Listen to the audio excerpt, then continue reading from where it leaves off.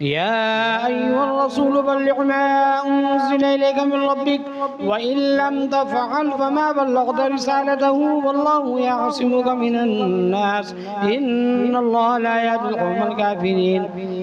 قل يا أهل الكتاب لستم على شيء حتى تقيموا التوراة والإنجيل وما أنزل إليكم من ربكم ولا يزيدن كثيرا منهم ما أنزل إليك من ربك طغيانا وكفرا فلا تأس على القوم الكافرين.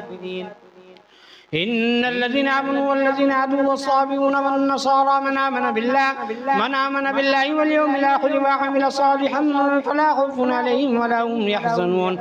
لقد أخذنا ميثاق بني إسرائيل وأرسلنا إليهم رسلا كلما جاءهم رسول بما لا تهوى أنفسهم فريقا كذبوا وفريقا يقتلون. وحسبوا ألا تكون فتنة فعموا وصموا ثم تاب الله عليهم ثم عموا وصموا كثير منهم والله بصير بما يعملون.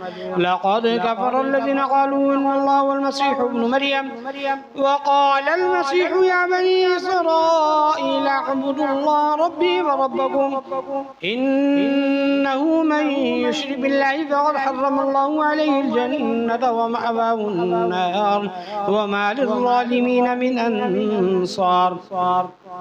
لقد كفر الذين قالوا إن الله ثالث ثلاثة وما من إله إلا إله واحد وإن لم ينتهوا عما يقولون ليمسن الذين كفروا منهم عذاب أليم أفلا يتوبون إلى الله ويستغفرونه والله غفور رحيم. ما المسيح ابن مريم إلا رسول قد خلت من قبله الرسل وأمه صديقة كانا يأكلان الطعام انظر كيف نبين لهم الآيات ثم انظر أنا يؤفكون.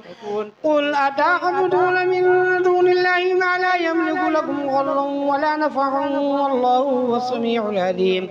قل يا أهل الكتاب لا تغلوا في دينكم غير الحق ولا تتبعوا أهواء قوم قد ضلوا من قبل وأضلوا كثيرا وضلوا عن سواء السبيل.